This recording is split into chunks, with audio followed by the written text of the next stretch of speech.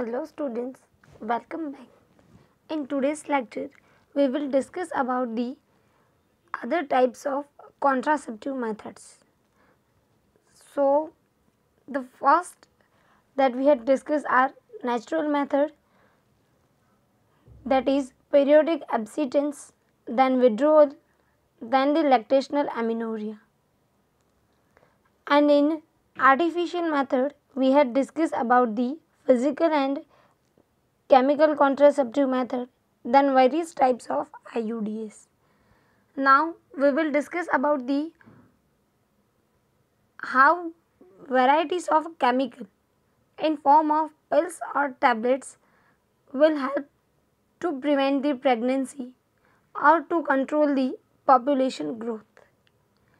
Now, an oral administration, the small dose of progesterone or the combination of progesterone and estrogen is mainly used, और ये जो pills है वो mainly female से use होती हैं और इनका फॉर्म जो है वो टैबलेट फॉर्म में होती है ये सारी पिल्स. अब यहाँ पे नीचे देख रहे हो ये जो पिल्स हैं वो कॉन्ट्रासेप्टिव हैं, यानी कि वो प्रेगनेंसी डिले करने के लिए या फिर प्रेगनेंसी को प्रिवेंट करने के लिए यूज़ की जाती हैं. तो इसकी जो टैबलेट फॉर्म है उसकी वजह से हम इसे पिल्स भी बोलते हैं. तो ये पिल्स जो है वो कौन से टाइम में लेनी चाहिए और इसका मोड ऑफ एक्शन क्या है इसकी अगर हम बात करें, सो मेनली ये पिल्स जो है वो मेंस्ट्रुअल साइकिल में उसके बाद के जो दिन होते हैं 21 डेज उसमें लेनी होती हैं. So mainly pills have to taken daily for a period of 21 days. हर डे जो है वो एक पिल्स लेनी होती है,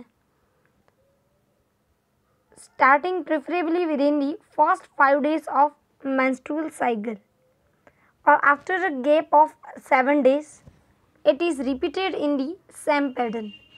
और ये पिल्स लेने की प्रोसेस जो है वो तब तक कंटिन्यू करनी है जब तक पर्टिकुलर फीमेल जो है वो प्रेगनेंसी डिले करनी चाहती है या फिर ओव्यूलेशन की प्रोसेस जो है वो एक पर्टिकुलर टाइम पीरियड के लिए स्टॉप करना चाहती है. तो उनके लिए ये पिल्स जो है वो बहुत ही ज़्यादा इफ़ेक्टिव हैं. तो अब ये पिल्स जो है वो प्रेगनेंसी डिले करने में या फिर ओव्यूलेशन जो है वो स्टॉप कैसे करते हैं. So mainly they inhibit the ovulation and the implantation.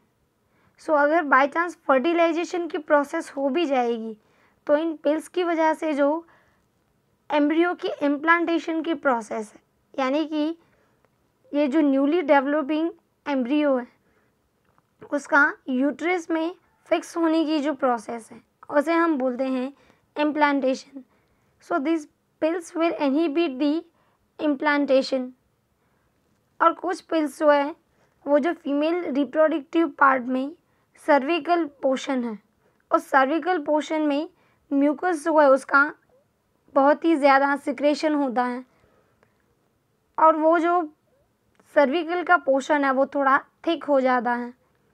तो उसकी वजह से जो पेनिस के थ्रू स्पर्म्स आ रहे हैं वो अब फीमेल रिप्रोडक्टिव पार्ट में एंटर नहीं हो सकते और उसकी वजह से भी जो फर्टिलाइजेशन की प्रोसेस है वो इनहिबिट होगी.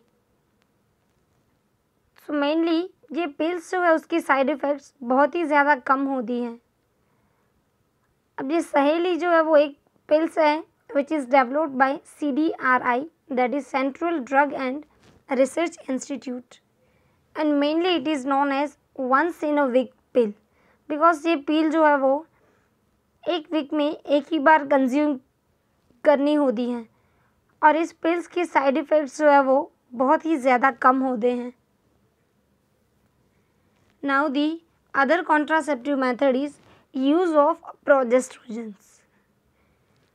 तो ये जो प्रोजेस्ट्रोजन है वो अलोन भी लिया जाता है या फिर इन कॉम्बिनेशन विथ एस्ट्रोजन, जैसे हमने आगे बात की.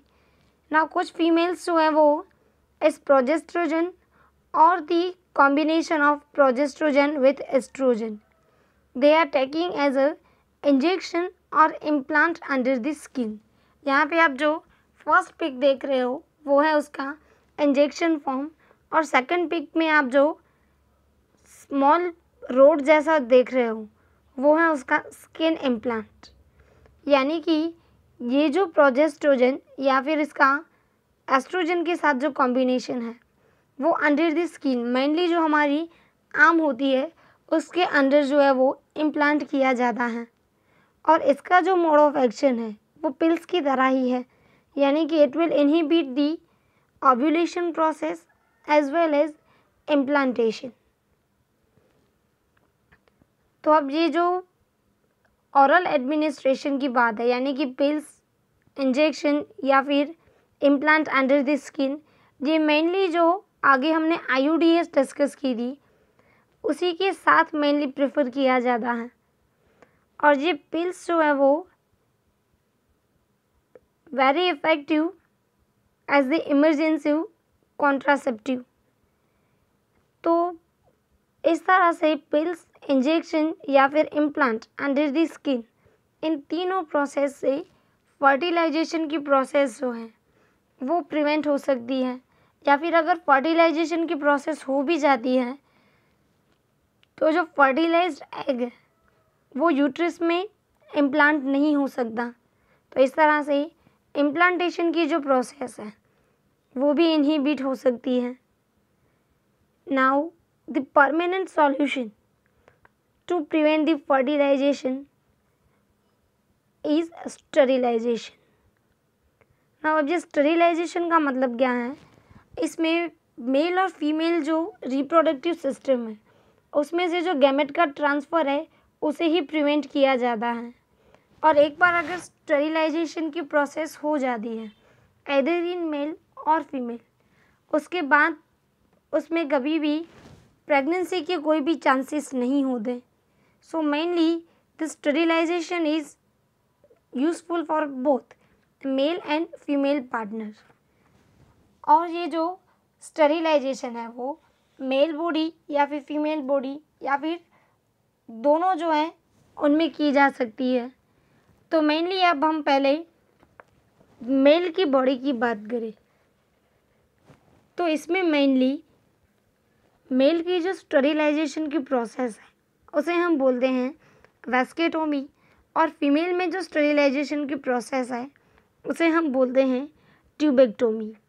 तो वैस्केटोमी में मेनली क्या किया जाता है, तो आप यहाँ पे फिगर में देख रहे हो जो वैसा डिफरेंस है, यानी कि ये वाला जो पोर्शन है उसमें by the surgery small cut किया जाता है, और ये जो रिमेनिंग एजिस है इस वासा डिफरेंस की उसे टाइड अप किया जाता है through the small incision by in this scrotum, यानी कि स्क्रोटम में थोड़े बहुत इंसिशन से ये वैसा डिफरेंस जो है उसका स्मॉल पार्ट जो है वो कट होता है, और जो रिमेनिंग एजिस है उसे टाइड अप किया जाता है। एंड सिमिलरली इन फीमेल, इसमें यहाँ पे जो फैलोपियन ट्यूब है उस फैलोपियन ट्यूब का जो स्मॉल पार्ट है वो कट किया जाता है, और जो रिमेनिंग एजिस है उन्हें टाइड अप किया जाता है through the incision in the abdominal और थ्रू दी वजाइना या फिर जो एब्डोमिनल कैविटीज़ होती हैं उसमें इंसिशन के थ्रू ये प्रोसेस की जा सकती है। तो अब यहाँ पे क्या हुआ, जैसे आप यहाँ पे डायग्राम में देख रहे हो, मेनली यहाँ पे स्पर्म की प्रोडक्शन साइट ये है और एग की प्रोडक्शन साइट, ये एग की प्रोडक्शन साइट है और ये स्पर्म की। तो यहाँ पे जो भी स्पर्म प्रोड्यूस होंगे वो थ्रू दी वैसा डिफरेंस यहाँ पे सारे मेल रिप्रोडक्टिव पार्ट में से क्रॉस होके बाय द पेनिस वो बॉडी के आउटसाइड जो है वो रिलीज होंगे। और इन फीमेल यहाँ पे जो एग सेल प्रोड्यूस होगा it will move through this fallopian tube and then it will reach into the uterus. लेकिन अब यहाँ पे क्या हो रहा है, मेल जो है उसमें हमने ये जो वासा डिफरेंस जो है वहाँ पे कट लगा के उसे टाइड अप कर दिया है, तब यहाँ से आगे जो है वो स्पर्म मूव नहीं कर सकते। सिमिलरली एग सेल जो है वो भी यहाँ से आगे मूव नहीं कर सकता। तो यहाँ पे जो गैमेट ट्रांसपोर्ट जो है उसे ही हम ब्लॉक कर रहे हैं। तो ये दोनों जो गैमेट्स है यानी कि स्पर्म और एग, ये दोनों एक दूसरे के कांटेक्ट में नहीं आएंगे और उसकी वजह से फर्टिलाइजेशन की प्रोसेस जो है वो भी नहीं होगी। तो ये सारी जो प्रोसेस हमने डिस्कस की, natural as well as artificial contraceptive method, वो पॉपुलेशन को कंट्रोल करने के लिए बहुत ही ज़्यादा बेनिफिशियल है। लेकिन कोई भी कपल इसमें से कोई भी कॉन्ट्रासेप्टिव मेथड यूज़ करता है तो उससे पहले उसे क्वालिफाइड मेडिकल प्रोफेशनल जो है उसको एक बार कंसल्ट कर लेना चाहिए, क्योंकि उसकी जो साइड इफ़ेक्ट्स है या फिर मोड ऑफ एक्शन है, उसके बाद कौन कौन से प्रिकॉशंस लेने पड़ते हैं, वो सारी जो इन्फॉर्मेशन है वो इन प्रोफेशनल के पास ऑलरेडी होती हैं। सो अगर ये कॉन्ट्रासेप्टिव मेथड जो है वो इन अ करेक्ट वे यूज़ नहीं होती तो उसकी वजह से उसके बहुत सारे साइड इफ़ेक्ट्स होते हैं, जैसे कि ill effects, nausea, abdominal pain, breakthrough bleeding, then irregular menstrual bleeding and sometime also breast cancer।